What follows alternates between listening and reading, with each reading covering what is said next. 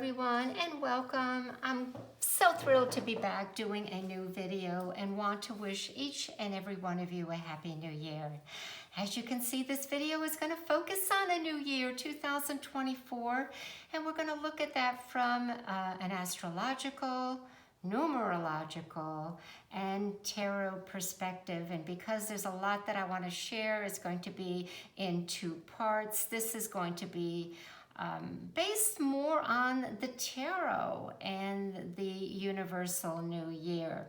Now, many of you know that with each new year, the reason why I do this videos is because the universe changes its vibration to the energies and the numbers that make up that new year.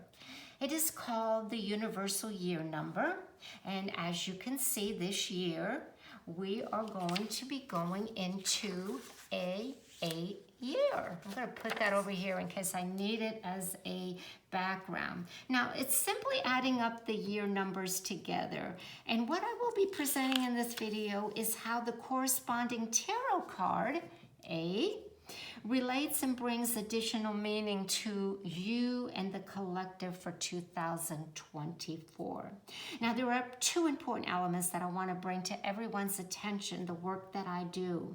In previous New Year videos, I spoke about how the four numbers of any given year are very relevant. We need to take them into consideration as to how the core number, base number, was made up. It wasn't made up by a 6 and 2 1s, etc., etc. And this is especially relevant when applying a corresponding major arcana card for the universal year interpretation. So because we are breaking up what I'm speaking about into double digits, well, we've got 20 here. So we're going to be using and have been using the 20th trump card, which is Judgment. But there's no 24th card because there's only 22 cards in the major arcana. So for the last 3 years, we are really focusing on, have focusing on, and going forward, card number 20, which I will explain, and card number 8, which we will definitely dive into here in the universal new year. Okay, Judgment. Let me pull out that card so everyone can get a visual. Here we go. What do I mean by we are all going to be continued to be influenced and should take into consideration the interpretation, meaning, essence of the Judgment card? It is the 20, it's next to the last card, the World card. So 20 Judgment, okay. It is a component and an influence for 100 years. And it started in the year 2000.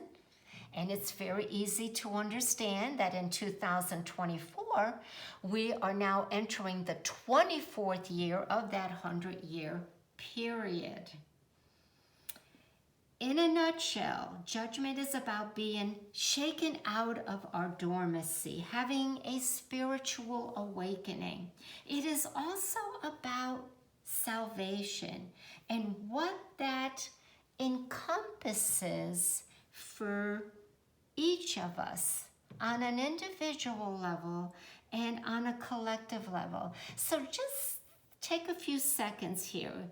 Go back approximately 6 or 7 years. What were you doing? What were you feeling? Where was your focus? What did you believe in?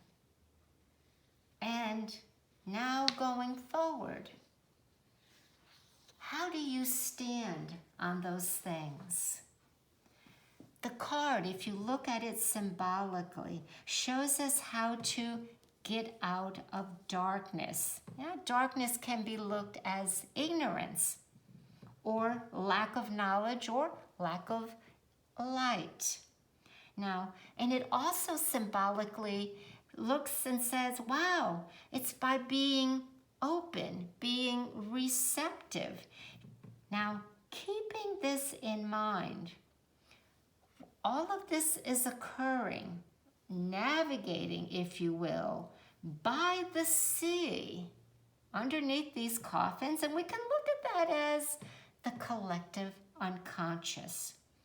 And what's important is, astrologically, it is said we have been and will continue working at healing our ancestral wounds, our deaths and rebirths, our generational wounds.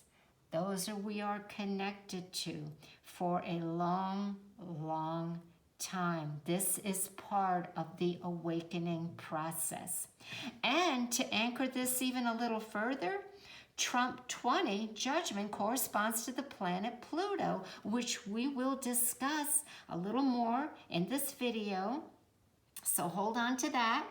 And lastly, I would add how currently Saturn, the planet of time and karma, entered the watery sign of Pisces on March 7th of 2023, will continue to be there until late May of 2025. And you know, well, we know that Saturn is certainly not at home in the watery sign of the of Pisces, the glyph where two fishes are going in opposite directions. Saturn is the task maker. We're going to get this done. We're going to be organized. We're going to be centered. We're not going to be scattered. We're not going to be going here 1 minute and there the next. So we are seeing opposite directions, and Saturn is also ruler of Capricorn. And immediately we know that Capricorn is finally going to be given a breather as Pluto just gets out of that sign that it's been in for a long, long time and gets into Aquarius. Again, we'll cover that a little bit more, but going back to Saturn ruled by Capricorn, those are all having to do with building, reinforcing strong structures, security, organizations, timing, and tradition. I feel with Saturn in Pisces, these and many other structures, concepts, as well as our attachments to these things and other things, are on shaky ground, moving ground, changing ground, and that the boundaries and securities that we hold to be true, that we've based our life on, and some of us may have loved them, and some of them may have had contempt for them, could and may be dissolving right under our feet as Saturn transits the sign of Pisces. So this year, there is also a second denominator that I also want you to consider, and that is that the numbered tarot cards this year, well, are not all created equal. We know that there is the possibility that you have a tarot deck where justice is 8 and strength is 11. There is a controversy there. So let's continue with trying to define all of this. The corresponding numbers to the tarot card this year we know is a number 8. It is related to strength and justice. And before I give a background on this controversy, my suggestion is to consider the interpretation of both tarot cards and what they signify to you. They are archetypes that stay, no matter what deck you are using, for you to be, to understand, to balance, to coordinate in this 2024 year period. So from the standpoint of interpretation, both of these cards, lastly, consider if any of these cards are your zodiac cards or your life lesson cards. So let's talk about that controversy. That began, of course, when Arthur E. Wade changed the original numbering sequence and placements of strength and justice. Originally, they were reversed. And Arthur E. Wade, of course, was in the order of the Hermetic Order of Golden Dawn. Also, many of you are familiar with Paul Foster Case and Aleister Crowley. Those are but a few of the members. And they too, Paul Foster Case and many other practitioner and tarot creators stayed with the changing of the numbers of the pip cards with Arthur Wade. Now, in the Thaw deck, and I got the Thaw book here, there is an important card because the reverse, it is not changed, and I want to talk about the Strength card, and you can see that it's number 11. And Crowley really talks about it this way. Of course, he talks about card number 11. Card number 8 is called adjustment, but card number 11 is called lust, and it's passion and love.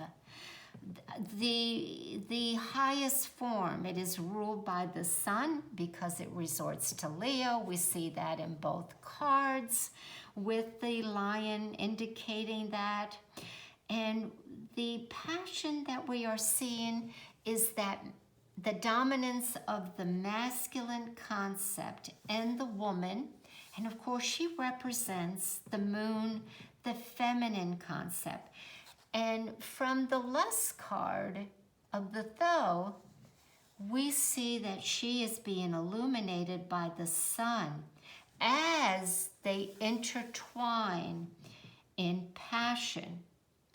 Crowley goes on to call this an alchemical initiation, and the influence is of its opposite, the sun and moon. We're going to talk more about opposites a lot going forward. Now, I bring this up because from a numerology standpoint as well, here we go. We're in a universal year 8, and 8 symbolically has 2, let's call them circle, let's call them domes, whatever you want to call them. And I want to make sure you are seeing this on your monitor, and you are. And it is fire, male and female, water. And there is an intermingling and a connection. So in essence, we have opposite energies merging, coming together, and that's what's going to create a new reality. There is also the core theme of the procession of eons. We'll get into that a little bit more. And this card, of course, again relates to Leo, that is the opposite of Aquarius. And many believe we are in the Aquarius age. Now, relating to this astrological concept a little more, on January 20th, Pluto will enter the sign of Aquarius for 20 years. Pluto, corresponding to the 20th card Judgment, is one of the 3 transpersonal planets. Now, what does that mean? Transpersonal planets are generational because they stay in the sign for a long, long period of time. And it will make Pluto, when it enters into Aquarius on January 20th and be there for 20 years, it will make an opposition to its opposite sign, Leo. Again, many listening were born in the generation when Pluto was in Leo, and those dates are 1938 all the way up to 1957.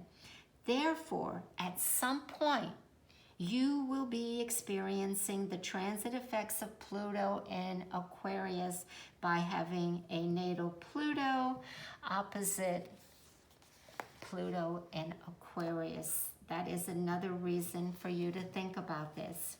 So, going back to not Aleister Crowley, but Arthur Waite. Still, I mean, till this day, I haven't come into any literature as to exactly why there was the changing of the numbers for the particular archetypal cards on the suit. But, and this all happened in 1910. At the same time, it was also the first time that a picture, an image was placed on the pip cards. Prior to that, they were just the suit being shown. Coins, cups, batons, which were wands, and swords. We give credit to Pamela Coleman Smith. She also was a member of the Hermetic Order of the Golden Dawn, and she created the wonderful pictures that we see in the Minor Arcana on the Rider-Waite deck. But what I'm going to now talk about is the first deck that I had that had the original sequence and no pictures. And of course, that is, let me get my Tarot of Marseille. Here it is. I'm trying to think. This deck was created in 1969. It must have been the early 70s. The Tarot of Marseille, as many of you know, was printed by B.P. Grimlord in France. So in this deck, and friends, I paid like $5.90 for that deck, probably back in the 70s. Amazing. Now, in this deck, the pip cards are numbered. The earlier decks prior to this, which I don't have in my possession, are not. But what's important is the Pentacles coin suit is not, okay? Now I'm going to give you an example here. And we're going to talk about this. I have them over here. So here is the suit of wands, number 8. We're using 8 because we're in a universal year 8. Here is the suit of swords. Here is the suit of cups. You can clearly see the Roman numeral number indicating number 8. Here is the pentacle, coins, 8 of them. There is no Roman numeral number. So why is that? Well, everyone is familiar with the acronym LYB, Little White Book. Well, in this deck, it was the Little Orange Book. And when I noticed this while studying this deck, looked in the book, looked elsewhere, there was no explanation that I could find except for the beginning of the information on the suit called money or coins. And look what's in parentheses. But if the symbol on the card is star, it's pentacles. So what's the difference between money coins, and pentacles, correct? Well, in my research, I also know that in the Tarot of Marseille, which represents mostly the tangible goods, because that's talking about the coins, the suit of coins. Those are tangible goods. Those represent the earth plane. They also have to do with work, making a living, and thriving. Yet, I also know that the pentacle, and what that little orange book said, what I'm leading to is how I started going down that rabbit hole. I also know that the pentacle, definitely beautifully depicted in the Rider-Waite deck, had to do with the pentagram, the 5-pointed stars, and of course that has to do with magic. So why not the little orange book referencing that those pip cards with a star, which we will look at here shortly, are special and not to be interpreted as money or coins, but pentacles. What are pentacles? Pentacles, first of all, is a magic symbol. That 5-pointed star also has to do with man and the microcosm. Now, where best could I depict that for you? And it was in this book called The Dictionary of Symbols. And many of you may already know this, so bear with me. And it is the picture of man, the microcosm, from Acropy. And what we see here is that 5-pointed star. Okay, let's put this over. And Acropy, the microcosm man, with his extremities stretched out, has his head, they say, in the heavens.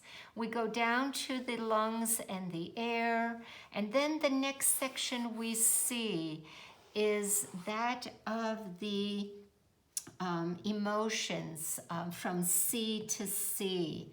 And then lastly, we have his feet, which are related, of course, to the earth. So we have the 7 original planets, and for those of you who haven't looked at this, that's the sun and that's the moon. Those are the 7 original planets, and that is the magical pentagram, 5-pointed star, within the suit of coins or pentacles. So keeping that magic in mind, that is why that suit, this suit of pentacles, is so important. So let's go back to the Marseille deck and how the suit of pentacle coins in the minor arcade are differentiated. So I'm going to now get all of the, this is number 8, 9, 10. Okay, so let's look at these, and I hope you can see them. So going by that little orange book, I am now going to look at them differently. And before I get to that, I want to tell you what I discovered that coincide with what the little orange book was. Many of you are familiar, and I'm going to grab the books as a visual here. Where are they? Here we are familiar with Rachel Pollack. And again, I'm going to stand up, and I do want to put these a little better so you can get a visual here. I think it's important that we look at that. Look at these together.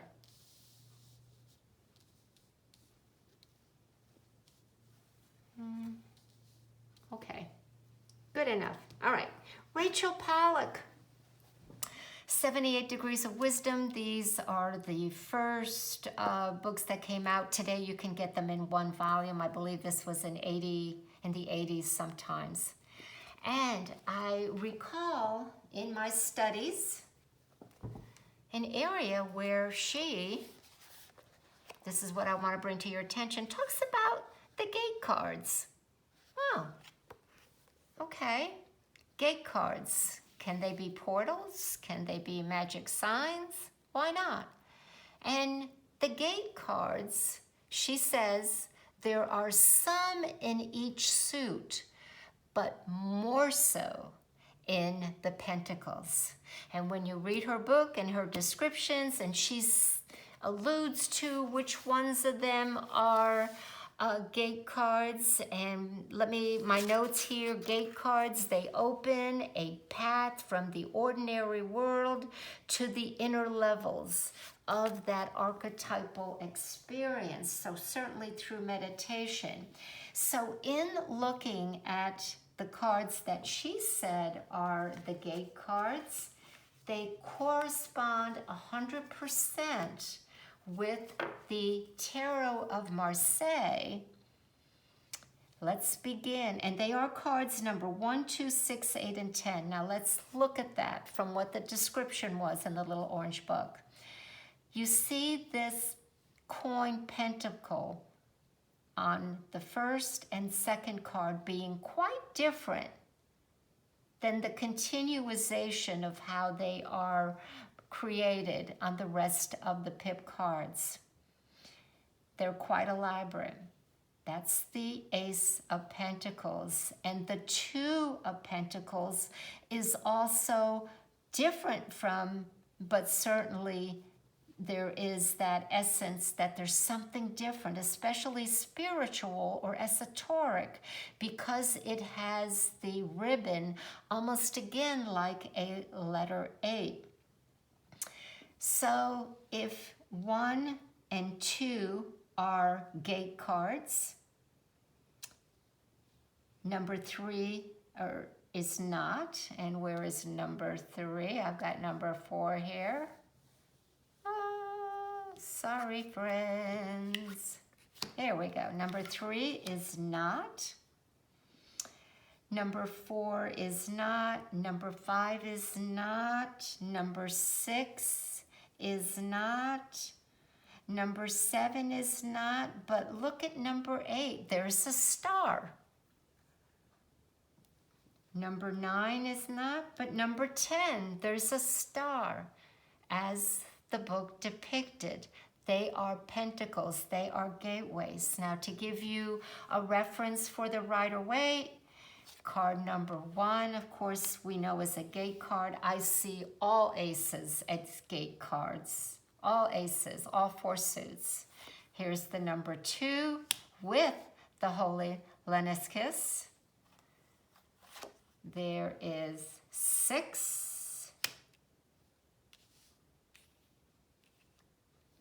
Scales, balance, 8, and of course 10.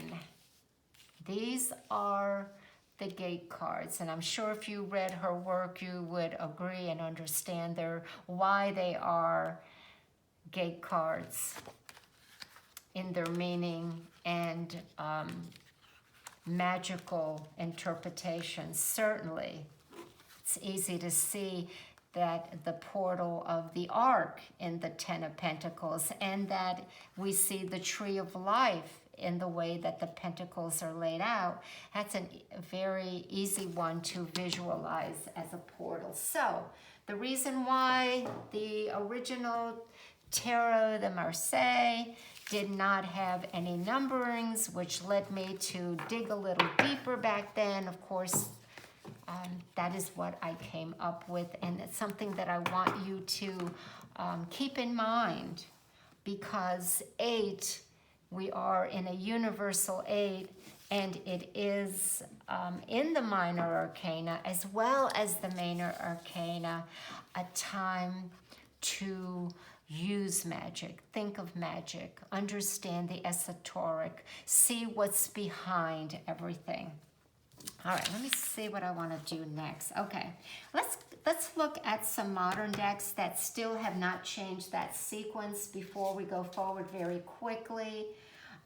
We know that The Wild Unknown by Kim Kranz, she has kept with the tradition. Strength is 11 and justice is 8. And we see the lion, the passion of the lion, who has a beautiful feminine rose in his mouth. And of course, the intermingling of the cat's tails, the white and the dark, the positive, the negative, the receptive, the masculine, the feminine, the force and the form, all of that. And that's The Wild Unknown.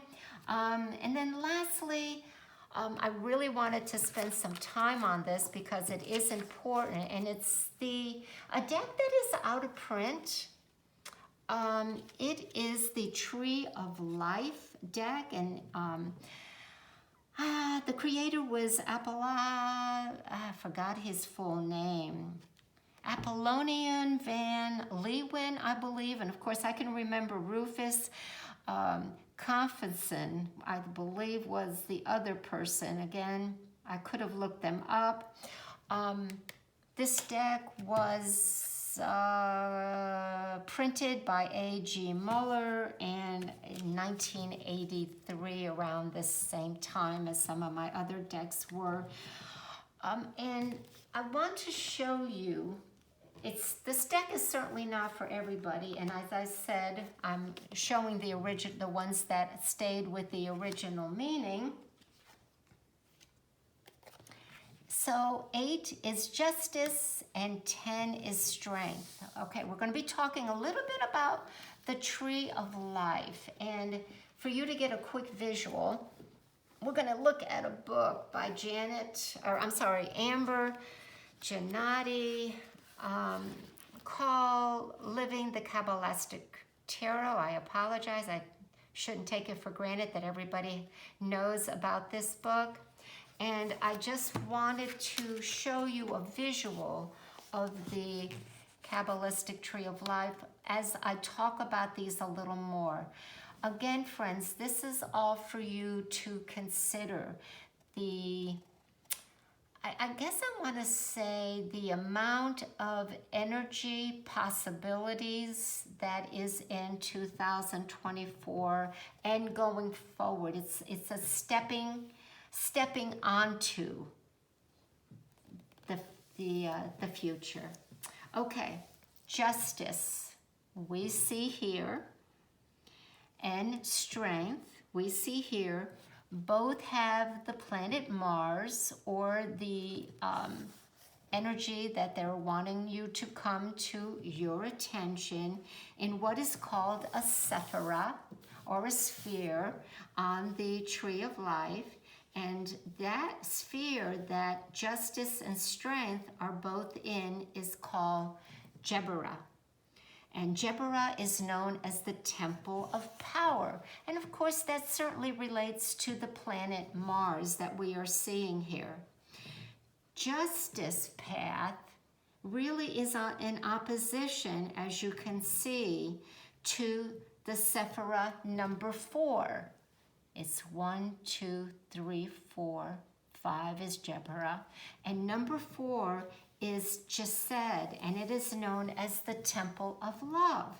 So we have the Temple of Power with the Temple of Love. Now, keeping in mind that both strength and justice on the Tree of Life are in Jebera, okay, keeping that in mind,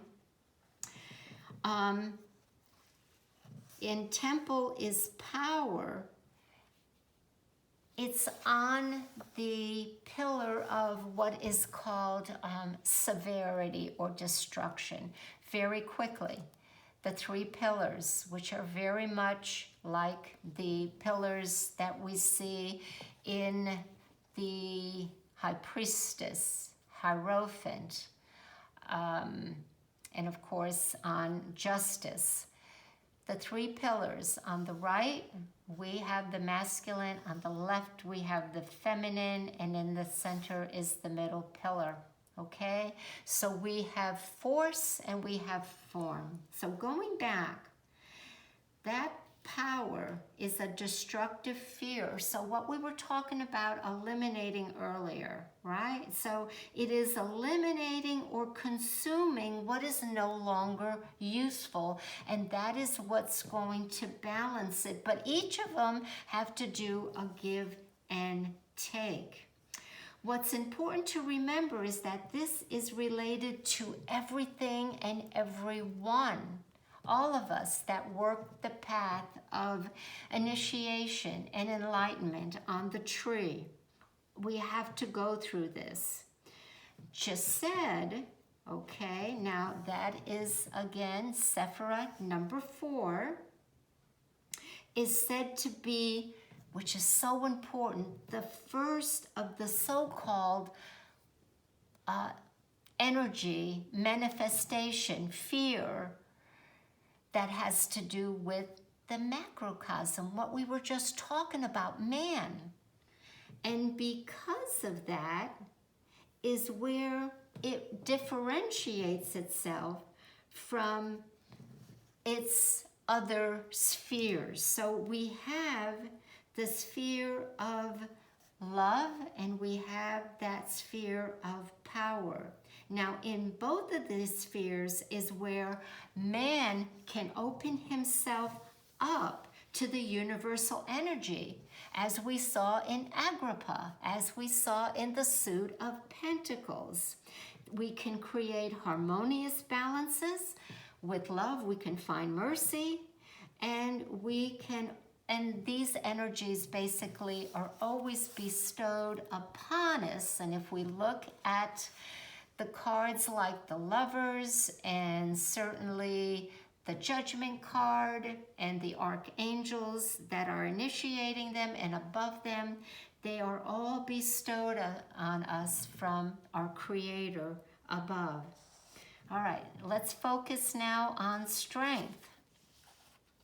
And we see that, as said earlier, Mars, Jebera, where it is in the Sephirah. But this time, the path of strength is connected to Tifera. And Tifera, and it's over here, it's a little different here. Tifera is number 6, and it is known as the mountain of soul because it is on the middle pillar of mildness, or we can say equilibrium. It's also called beauty. So, all of that, mildness, balance, equilibrium, can be expressed by our human spiritual virtues. And I'm going to quickly tie the 7 virtues also to man's 5 senses and his extremities, and how he uses those 5 senses to enforce virtue or work against virtues. So the role of Tifera, harmony, balance, beauty, is to balance the previous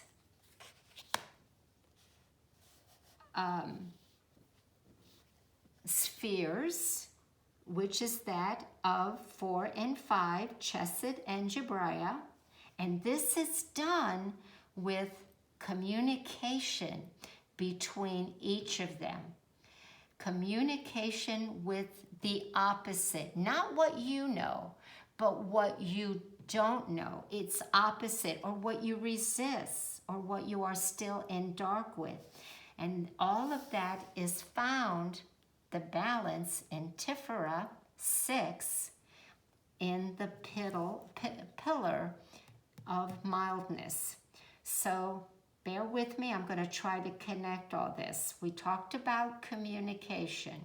Let's go back to Judgment card, and where do I have this? Too many cards. Here we go. Okay, I think I can let go of this book. you got a visual of the Tree of Life. We're working with the two original justice and strength depicted on the Tree of Life. Okay, card 20, Adjustment, is the Eon or Eon. And this card, as well as the third deck, kind of departs from the traditional names. And here it is in this deck. So we have Judgment in what is considered the traditional name. We're going to say the traditional decks, going back to this deck. Oh, and it's not reversible, as you can see. That is the Tree of Life deck. The card Eon says this has to do with time. And it is more in, or I should say more dedicated to beginnings and endings, where Judgment kind of puts us a little bit in a box. So let's look at the Book of Thoth and what it says about Eon. And it is, if we read the Book of Thoth, I want to bring to your attention that immediately they talk about this banner, and that banner is really an ending of an eon, because it represents the banner of Osiris, I believe. And again, I hope that I'm not giving you wrong information, but I think it is the Eon of Osiris. I'm almost positive. Of course, this is the deck. Yes, I'm going to stick with that, friends. So it talks about that on the banner that is attached to the horn, where Raphael is asking us to wake up, to listen. So let's go to this card on the Tree of Life. That is card number 20. The next Sephira that is being depicted, or the next path. And we talked about communication, and now we're entering on the 20th path, or the tarot 20th path. And there's Pluto. Mercury, or the Sephira called Hud. It's sphere number 8.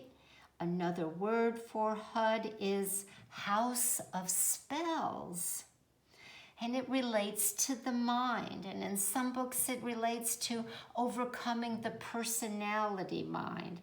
Now, of course, this all relates to Mercury, communication, the mind. It corresponds, of course, to the planet that is closest to the sun. Mercury is. So this way it gets the most light, illumination, which goes back to lust, and the card representing strength, and the influence of the woman being illuminated by the sun. And we can look at that as many aspects. It goes further to also say that this sphere, HUD, is about memory, past memory. And we think of that as karma, but in the Kabbalic sense, that fear of memory is also called magical memory. And it talks about the experiences that we lived in different times. We're talking about Eon, right? So these different times, these different eras, all of it is connected to karma. What I also, again, thanks for being with me, staying with me as I try to connect the dots. I wanted to give you what I also thought was another deck that I study, love, and find fascinating, that's going to be the jumping off point from memory, karma, Mercury, magic, and Ian's is the deck by Pamela Eakins, and it is, and maybe if I show you it, you will see it. It is the Tarot of the Spirit. Now, how interesting. Now, she kept with Edward Waite's numbering of strength, stayed with 8, but she put justice 11 with the word karma.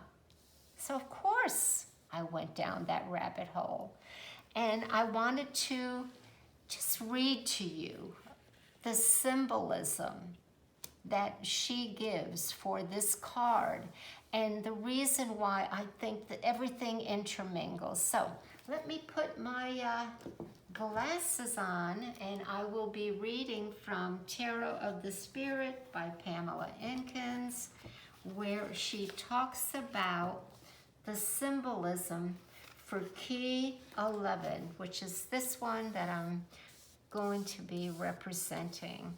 All right. Card symbolism. Key 11 depicts the mechanical aspects of karma. Karma appears as a spinning insect-like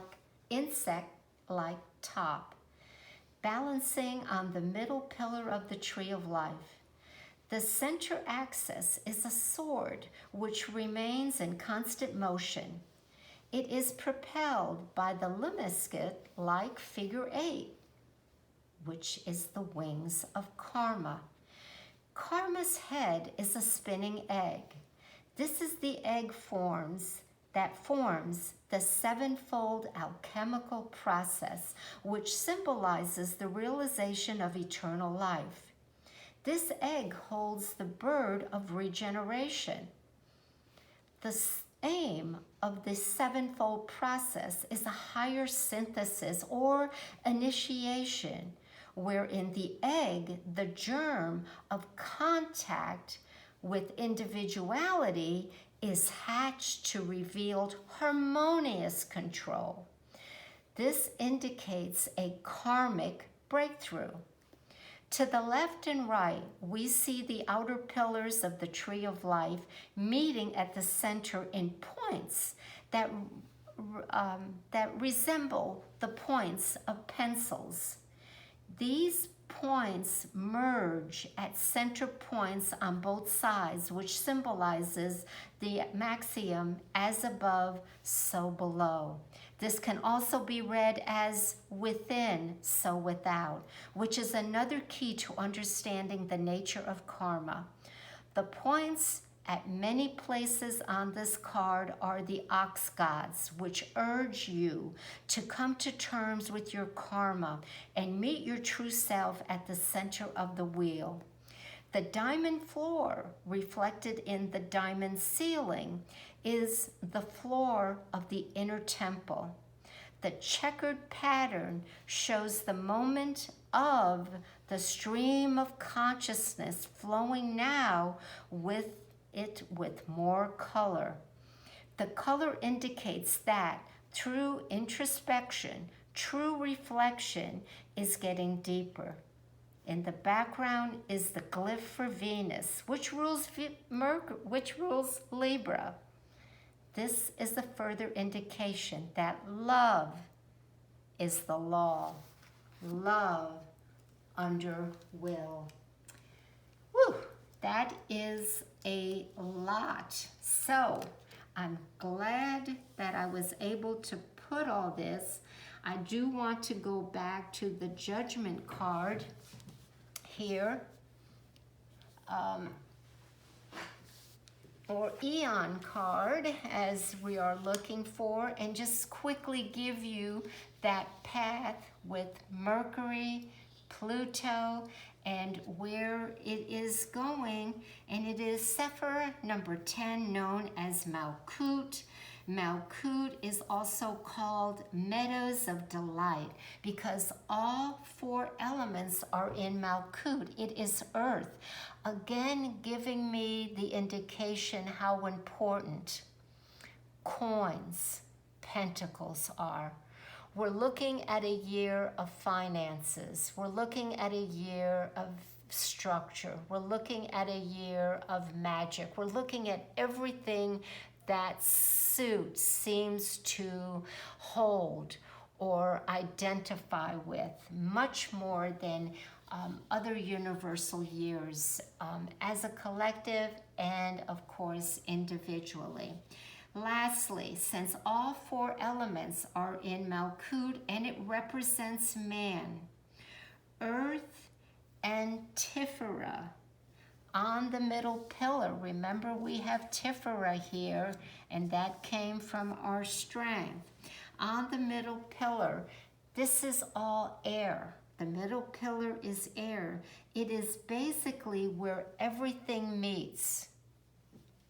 Our thinking, our energy, our past, our memory.